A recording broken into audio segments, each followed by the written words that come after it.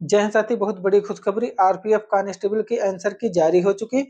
आप सभी लोग अपने आंसर की देख लीजिएगा, उसके बाद अपना स्कोर कमेंट में जरूर बताइएगा। और आपको आरपीएफ कांस्टेबल में टोटल कितने फॉर्म भरे गए और कितने बच्चों ने पेपर दिया इसके बारे में बताएंगे, और पर सीट कितना कंपटीशन था इसके बारे में बताएंगे, और शिफ्ट वाइज बताएंगे कि आपको कितना नॉर्मलाइजेशन मिलने वाला है, और आपको कट ऑफ के बारे में बताएंगे। तो ये वीडियो पूरी देखिएगा, तभी आपको समझ में आएगा। आरपीएफ कांस्टेबल भर्ती 2025 टोटल पोस्ट की बात कर ली जाए तो 4208 टोटल पोस्ट थी, जबकि टोटल फॉर्म अप्लाई हुआ था 50 लाख टोटल फॉर्म अप्लाई हुआ था, जिसमें से 23 लाख बच्चों ने पेपर दिया था, और पर सीट 545% कंपटीशन था 545 बच्चों का। और पोस्ट की बात कर ली जाए तो जैसे जर्नल के लिए 1706 पोस्ट थी, और ईडब्ल्यूएच के लिए 420 पोस्ट थी, और ओबीसी के लिए 1136 पोस्ट थी, और वही एससी के लिए 631 पोस्ट थी, और एसटी के लिए 315 पोस्ट थी। अब जैसे टोटल एग्जाम आपका 12 दिन चला था और 36 शिफ्टों में हुआ था। पर डे 3 शिफ्ट में पेपर होता था। जैसे मॉडरेट टू हार्ड शिफ्ट, जैसे 2 मार्च की फर्स्ट और सेकेंड शिफ्ट हार्ड थी, और फिर 3 मार्च की यहाँ third shift moderate to hard थी। फिर 4 मार्च को first shift moderate to hard थी। फिर 5 मार्च को थर्ड शिफ्ट हार्ड थी। फिर 6 मार्च को सेकेंड शिफ्ट और third shift moderate to hard थी। फिर 7 मार्च को फर्स्ट शिफ्ट और second shift moderate to hard थी। फिर 9 मार्च को second shift moderate to hard थी। 10 मार्च को first shift second shift moderate to hard थी। फिर 11 मार्च को फर्स्ट शिफ्ट सेकेंड शिफ्ट और third shift moderate to hard थी। तीनों शिफ्ट इसमें मॉडरेट टू हार्ड आई थी।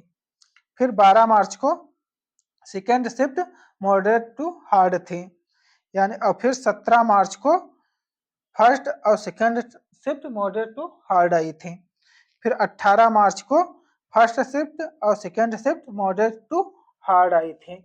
अब आपको बता दें फिजिकल के लिए 10 गुना बच्चा बुलाया जाएगा, तो 42,080 बच्चा फिजिकल के लिए बुलाया जाएगा 10 गुना। अब इजी टू मॉडरेट, जैसे 2 मार्च की third shift easy to moderate थी। फिर 3 मार्च की फर्स्ट शिफ्ट और second shift easy to moderate थी। फिर 4 मार्च को सेकेंड शिफ्ट और third shift easy to moderate थी। फिर 5 मार्च को first shift second shift easy to moderate थी। फिर 6 मार्च को first shift easy to moderate थी। फिर 7 मार्च को third shift easy to moderate थी। फिर 9 मार्च को फर्स्ट शिफ्ट और third shift easy to moderate थी। फिर 10 मार्च को third shift easy to moderate थी। फिर 12 मार्च को फर्स्ट शिफ्ट और third shift easy to moderate थी। फिर 17 मार्च को third shift easy to moderate थी। फिर 18 मार्च को third shift easy to moderate थी।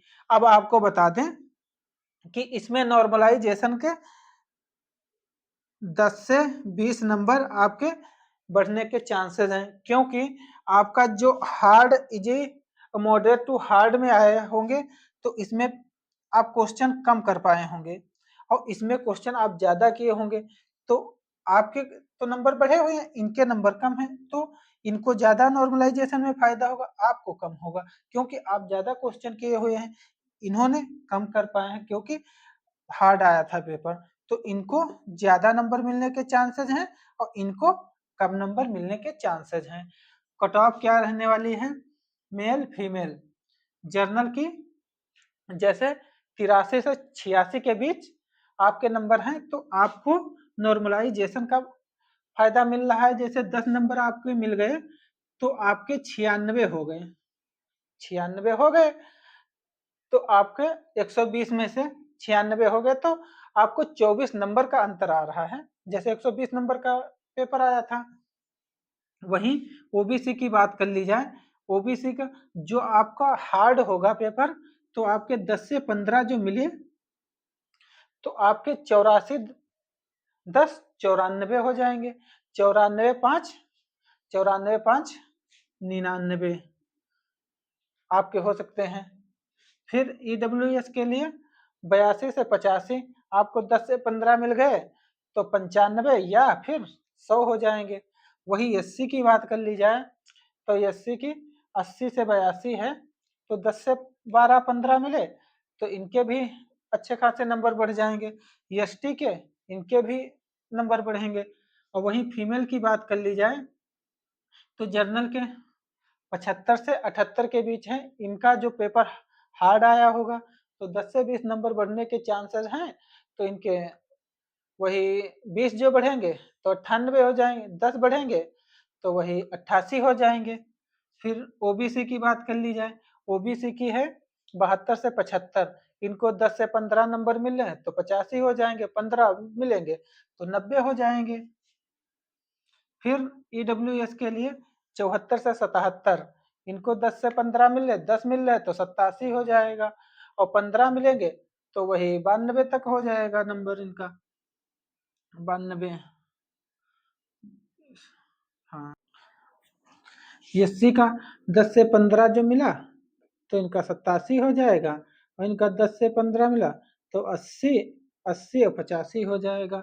आप एक्यूरेसी का ध्यान रखते हुए जो पेपर किए होंगे तो आपको नॉर्मलाइजेशन के अच्छे नंबर मिलेंगे, क्योंकि जैसे आप एक्यूरेसी का ध्यान रखते हुए पेपर किए होंगे, जैसे 90 क्वेश्चन किए होंगे उसमें 85 आपके सही हैं और 5 गलत हैं, तो आपको 85 से आपको 5 गलत हैं तो आपको नॉर्मलाइजेशन के अच्छे नंबर मिलेंगे। और जिन्होंने 90 क्वेश्चन किए उसमें से 50 सही किए हैं और 40 गलत किए हैं तो ये माइनस में भी जा सकते हैं।